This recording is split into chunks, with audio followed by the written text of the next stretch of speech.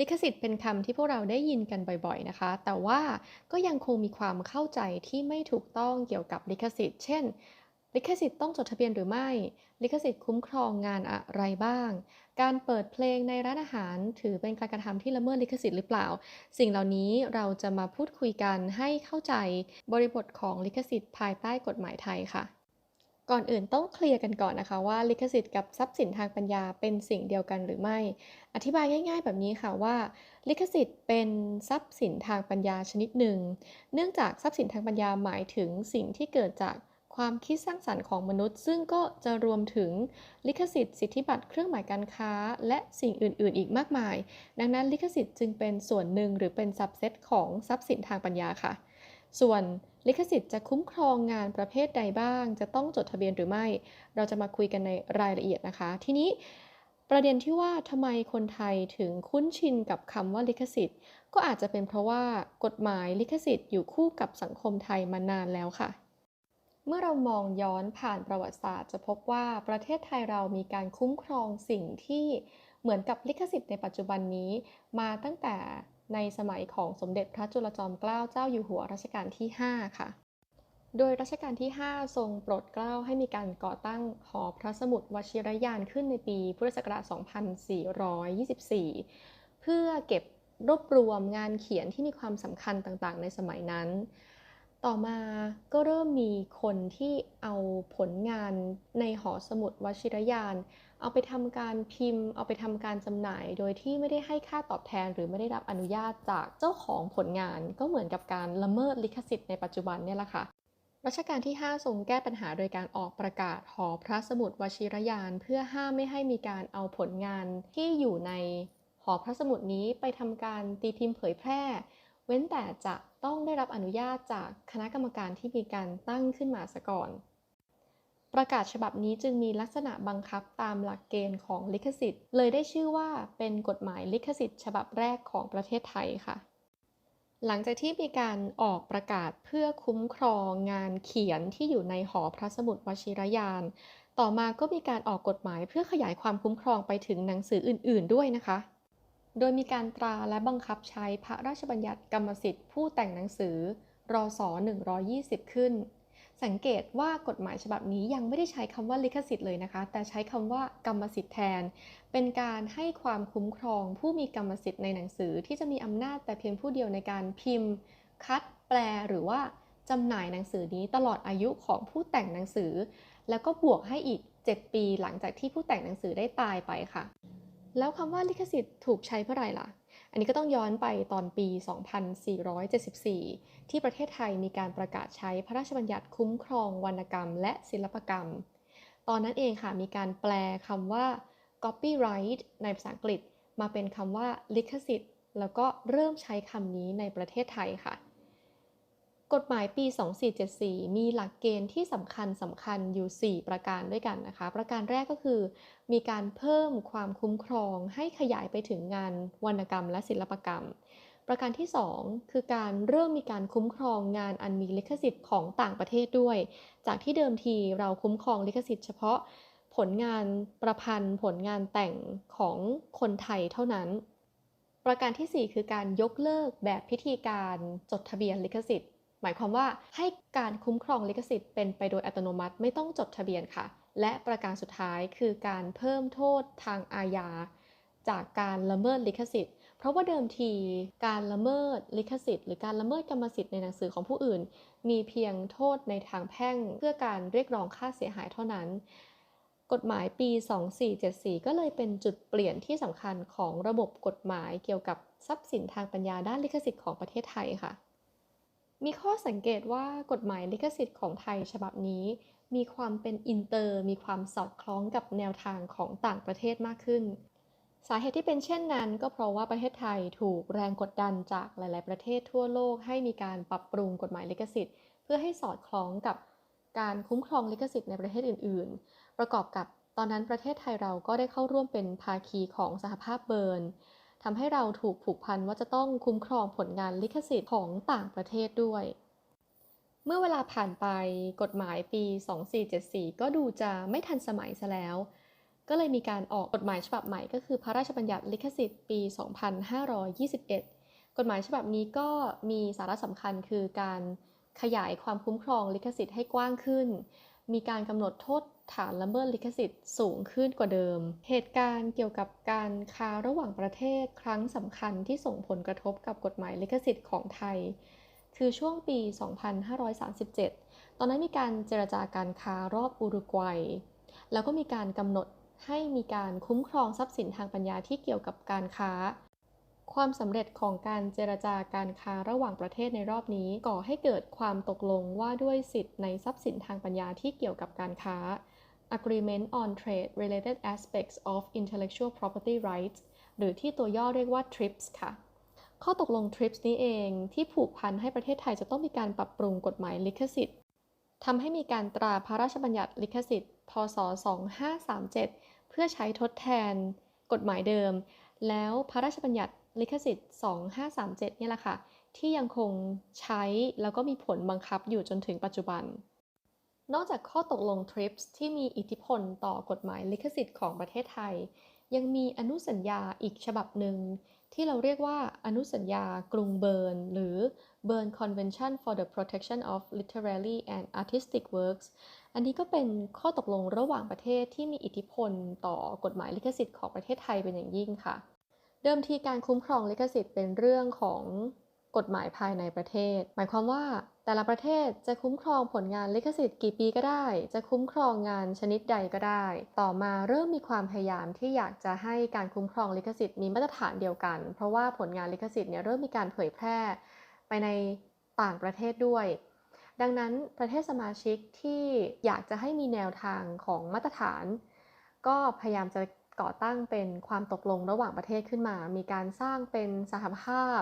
แล้วข้อตกลงตรงนี้ค่ะก็สำเร็จจนกระทั่งกลายมาเป็นอนุสัญญากรุงเบิร์น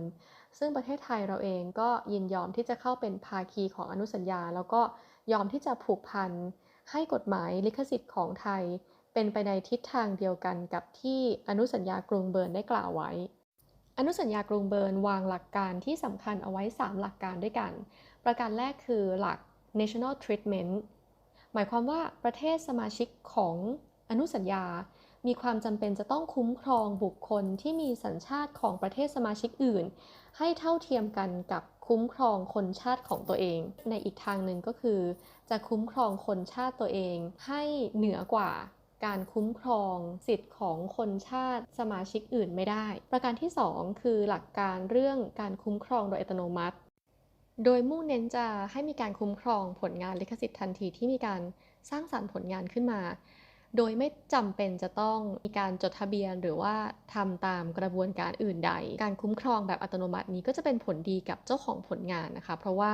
มีความสะดวกสบายแล้วก็ได้รับการคุ้มครองได้ทันทีเลยประการสุดท้ายเป็นหลักการคุ้มครองอิสระหลักการนี้จะมุ่งเน้นเรื่องของการคุ้มครองลิขสิทธิ์ระหว่างประเทศว่าประเทศสมาชิกจะต้องไม่สร้างข้อกำหนดอื่นๆที่เป็นอุปสรรคต่อการคุ้มครองงานอันมีลิขสิทธิ์ของเจ้าของผลงาน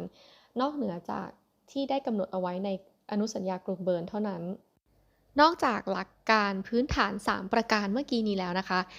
อนุสัญญากรุงเบิร์นยังมีการกำหนดมาตรฐานขั้นต่ำในการคุ้มครองงานลิขสิทธิ์ภายใต้อนุสัญญาฉบับนี้โดยกำหนดเอาไว้ว่าคำว่าผลงานด้านศิลปกรรมและวรรณกรรมให้หมายรวมถึงผลิตผลทุกอย่างในด้านวิทยาศาสตร์และศิลปกรรมด้วยไม่ว่าวิธีการสร้างสรรค์จะเป็นแบบใดก็ตามพูดง่ายๆคือพยายามจะตีความให้ผลงานที่ได้รับการคุ้มครองลิขสิทธิ์กว้างขวางมากกว่าเป็นเพียงแค่งานวรรณกรรมหรืองานศิลปกรรมเท่านั้นนะคะประการที่2ค่ะก็คือการที่อนุสัญญาฉบับนี้ยืนยันเรื่องของ moral rights หรือว่าสิทธิ์ของผู้สร้างสรรค์ตรงนี้ค่ะพวกเราต้องเข้าใจว่าการที่เราจะได้เป็นเจ้าของลิขสิทธิ์บางทีเราอาจจะไม่ได้เป็นคนสร้างสรรค์ผลงานชิ้นนั้นขึ้นมาก็ได้ยกตัวอย่างเช่นเราเป็นเจ้าของบริษัทวันนี้เราไปจ้างลูกจ้างมาลูกจ้างก็มาเขียนชิ้นงานให้กับเราข้อตกลงของสัญญาจ้างแรงงานกำหนดเอาไว้ว่าให้ลิขสิทธิ์ตกเป็นสิทธิ์ของ เจ้าของบริษัทดังนั้นลูกจ้างที่เราจ้างมาเนี่ยเขาเป็นคนสร้างสรรค์ผลงานก็จริงแต่เขาไม่ได้เป็นเจ้าของลิขสิทธิ์นะคะแบบเนี้ยเราเรียกเขาว่าเป็นผู้สร้างสรรค์ซึ่งอนุสัญญาก็ได้ทำการยืนยันว่าการที่เป็นผู้สร้างสรรค์แม้จะไม่ได้เป็นเจ้าของลิขสิทธิ์แต่ก็มีสิทธิ์ที่จะทำการแสดงให้ผู้อื่นเห็นว่า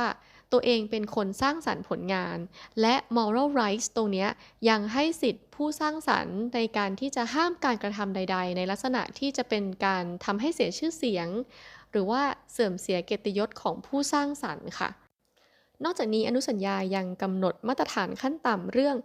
อายุการคุ้มครองลิขสิทธิ์โดยกำหนดระยะเวลาในการคุ้มครองลิขสิทธิ์ให้50ปีนับตั้งแต่วันที่ผู้สร้างสรรค์ผลงานลิขสิทธิ์ถึงแก่ความตายไปจะทำให้กฎหมายลิขสิทธิ์ของหลายๆประเทศทั่วโลกที่เป็นภาคีของอนุสัญญาฉบับนี้ใช้อายุการคุ้มครองเท่าๆกันก็คือ50 ปีหลังจากที่ผู้สร้างสรรค์ถึงแก่ความตายยกเว้นในบางประเทศที่ปัจจุบันมีการขยายระยะเวลาให้มันยาวนานไปกว่านี้ค่ะหลังจากที่ได้อธิบายที่มาที่ไปของการคุ้มครองลิขสิทธิ์ในประเทศไทยเพื่อที่จะย้อนกลับไปให้พวกเราเห็นว่าลิขสิทธิ์อยู่คู่กับสังคมไทยมานานแค่ไหนซึ่งนั่นอาจจะเป็นสาเหตุที่ทำให้คนไทยคุ้นชินกับคำว่าลิขสิทธิ์มากกว่าทรัพย์สินทางปัญญาชนิดอื่นต่อมาเรามาดูความหมายของลิขสิทธิ์กันค่ะ พระราชบัญญัติลิขสิทธิ์กำหนดให้ลิขสิทธิ์หมายถึงสิทธิ์แต่เพียงผู้เดียวที่จะกระทำการใดๆตามกฎหมายเกี่ยวกับผลงานที่ผู้สร้างสรรค์ได้ทำขึ้นดังนั้นบุคคลใดเป็นคนที่ก่อให้เกิดผลงานอันมีลิขสิทธิ์คนนั้นจึงเป็นบุคคลคนเดียวเท่านั้นที่จะมีสิทธิ์ใช้ประโยชน์จากผลงานลิขสิทธิ์ของตนเองเช่นนักแต่งเพลงคนหนึ่งแต่งเพลงขึ้นมาเรียบเรียงทำนองเองบันทึกเสียงเองร้องเองบุคคลนั้นก็จะได้เป็นเจ้าของลิขสิทธิ์ในงานเพลงในเนื้อเพลงนั้นจึงเป็นบุคคลคนเดียวเท่านั้นที่มีสิทธิ์จะเผยแพร่งานเพลงนั้นจำหน่ายหรือแม้แต่จะขายผลงานเพลงให้กับบุคคลอื่นส่วนเราในฐานะที่เป็นผู้ฟังเราก็จะฟังเพลงนั้นด้วยความบันเทิงส่วนตัวที่บ้านได้ตลอดเวลา แต่เราจะไม่สามารถเอาเพลงนี้ไปร้องในที่สาธารณะได้ ถ้าเราอยากจะเอาไปร้องในที่สาธารณะเช่น เราอยากจะเอาไป cover ลงใน YouTube เราจะต้องขออนุญาตเจ้าของลิขสิทธิ์บทเพลงนี้ก่อนนะคะ เพราะว่ามันคือสิทธิ์แต่เพียงผู้เดียวที่เขาสามารถที่จะทำได้ และการคุ้มครองผลงานลิขสิทธิ์ในประเทศไทยใช้ระบบการคุ้มครองโดยอัตโนมัติซึ่งเป็นไปตามหลักการพื้นฐานของอนุสัญญากรุงเบิร์นการคุ้มครองผลงานลิขสิทธิ์ในประเทศไทยกฎหมายจะคุ้มครองให้ทันทีที่ผู้สร้างสรรค์ได้สร้างสรรค์ผลงานขึ้นโดยที่ไม่ต้องจดทะเบียนใดๆเลยค่ะดังนั้นเวลาที่เราได้ยินคำว่าไปจดทะเบียนลิขสิทธิ์จึงเป็นสิ่งที่ไม่มีอยู่จริงในระบบกฎหมายไทย เนื่องจากการคุ้มครองผลงานลิขสิทธิ์กฎหมายคุ้มครองให้เลยไม่ต้องจดทะเบียนใดๆนั่นเองค่ะการคุ้มครองลิขสิทธิ์โดยอัตโนมัติส่งผลดีให้ช่วยตัดความยุ่งยากแล้วก็การจะต้องมานั่งทำตามพิธีการใดๆออกไปแต่ก็มีผลเสียอย่างหนึ่งคือภาครัฐก็จะไม่ทราบว่าใครเป็นเจ้าของผลงานชิ้นนี้ชิ้นนั้นทางแก้ก็คือกรมทรัพย์สินทางปัญญาเปิดระบบ ให้มีการรับแจ้งข้อมูลลิขสิทธิ์หากว่าเราเป็นเจ้าของลิขสิทธิ์ผลงานอะไรแล้วเราอยากจะให้มันมีข้อมูลที่ดูเป็นทางการเป็นข้อมูลที่อยู่ในระบบอยู่ในฐานข้อมูลเราสามารถที่จะเอาผลงานลิขสิทธิ์ของเราไปแจ้งข้อมูลเอาไว้กับกรมทรัพย์สินทางปัญญาได้ประโยชน์ของการแจ้งข้อมูลลิขสิทธิ์ก็จะช่วยให้เกิดเป็นฐานข้อมูลที่มีความแน่นอนชัดเจนว่าเราเป็นเจ้าของลิขสิทธิ์หนังสือเล่มนี้ บทเพลงเพลงนี้หรือว่าเราเป็นเจ้าของลิขสิทธิ์ภาพยนตร์เรื่องนี้จริงประโยชน์อีกประการหนึ่งก็เอาไว้สำหรับการทำการค้าเราสามารถที่จะเอาใบที่เป็นหนังสือรับรองการแจ้งข้อมูลลิขสิทธิ์เอาไปยืนยันให้กับคนที่จะมาซื้อสินค้าของเราว่าสินค้าที่เราขายเนี่ยเป็นสินค้าที่เป็นลิขสิทธิ์ของเราจริงอีกประการหนึ่งการจดแจ้งข้อมูลลิขสิทธิ์ไว้ก็จะทำให้เกิดฐานข้อมูลที่ประชาชนสามารถจะหาตัวเจ้าของลิขสิทธิ์ได้ง่ายขึ้นนะคะคือบางทีเราอยากจะใช้ผลงานลิขสิทธิ์ซึ่งอาจจะเป็นคอนเทนต์ที่อยู่ในเว็บไซต์หรือว่าเป็นคอนเทนต์ที่อยู่ใน Facebook โซเชียลมีเดียต่างๆแต่ว่าเราไม่แน่ใจว่าใครเป็นเจ้าของการจดแจ้งข้อมูลลิขสิทธิ์ไว้ก็จะช่วยทำให้ประชาชนสามารถตามหาตัวเจ้าของลิขสิทธิ์ได้ง่ายขึ้นค่ะ อย่างไรก็ดีการจดแจ้งข้อมูลลิขสิทธิ์นี้เป็นเพียงทางเลือกหนึ่งของเจ้าของลิขสิทธิ์เท่านั้นนะคะกฎหมายไม่ได้บังคับว่าเจ้าของลิขสิทธิ์จะต้องไปทำการจดแจ้งข้อมูลลิขสิทธิ์แต่ประการใดเพราะว่าทันทีที่สร้างสรรค์ผลงานกฎหมายก็คุ้มครองงานลิขสิทธิ์ให้อยู่แล้ว จากสถิติก็จะมีเจ้าของลิขสิทธิ์เป็นจำนวนพอสมควรที่ทำการจดแจ้งข้อมูลลิขสิทธิ์เอาไว้กับกรมทรัพย์สินทางปัญญา โดยผลงานที่จะมีการจดแจ้งข้อมูลลิขสิทธิ์ส่วนใหญ่ก็จะเป็นผลงานจำพวกดนตรีกรรมค่ะ ตอนนี้เราตอบคำถามได้แล้วนะคะว่าลิขสิทธิ์จะต้องจดทะเบียนหรือเปล่า ต่อไปเราไปดูกันดีกว่าว่าแล้วลิขสิทธิ์จะคุ้มครองงานประเภทใดบ้าง งานที่ลิขสิทธิ์คุ้มครองส่วนใหญ่จะเป็นการแสดงออกในเชิงศิลปะหรือ artistic expression ไม่ว่าจะออกมาในรูปแบบของงานวรรณกรรมก็คืองานนิพนธ์งานเขียนต่างๆรวมถึง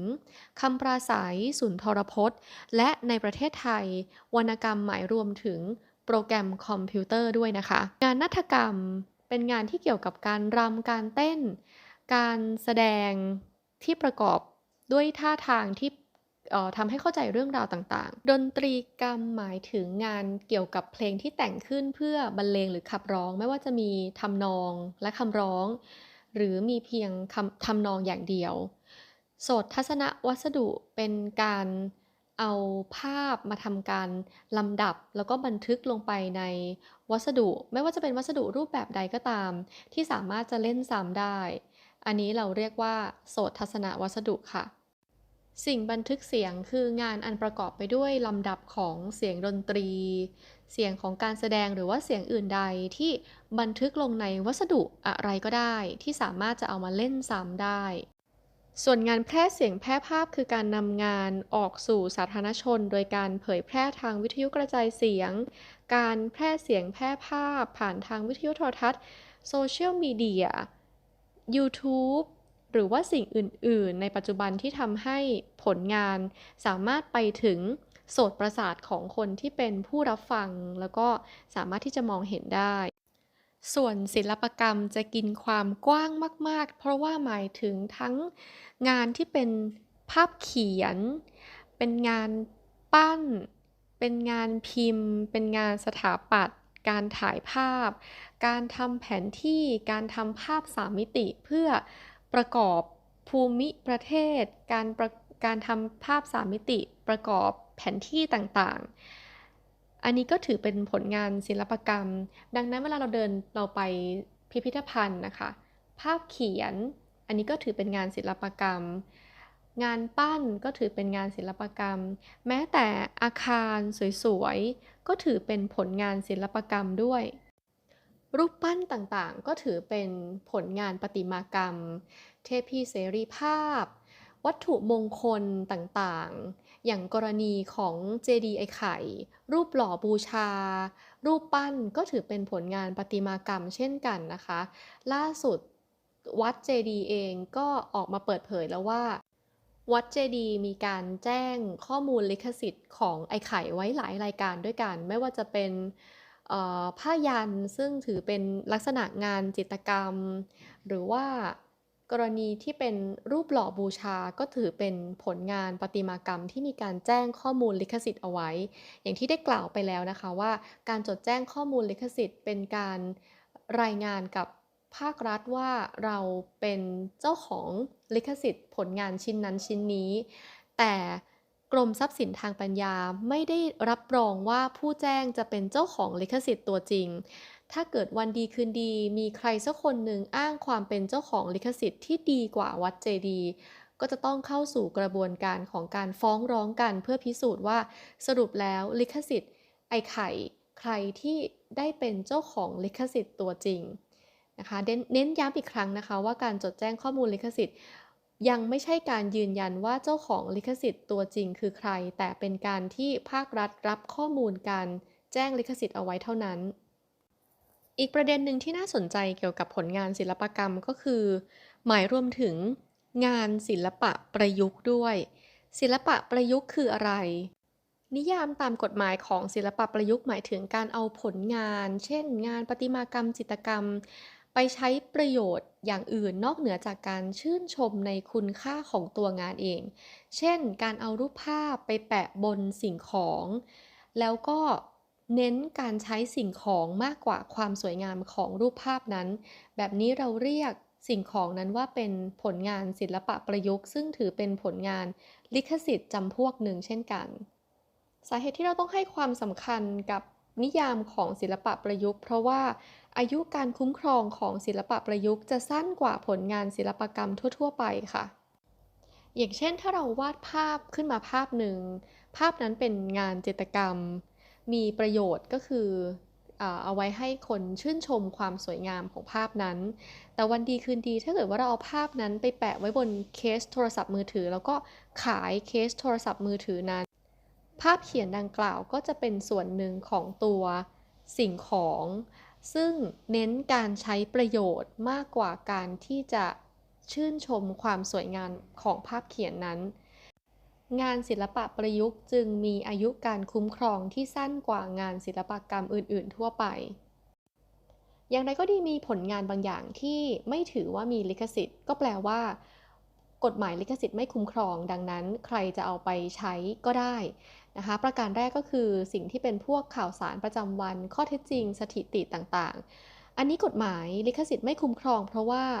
มันเป็นสิ่งที่ไม่ได้เกิดจากความคิดสร้างสรรค์ของมนุษย์แต่ว่าเป็นเรื่องที่เกิดขึ้นเป็นปกติของโลกอยู่แล้ว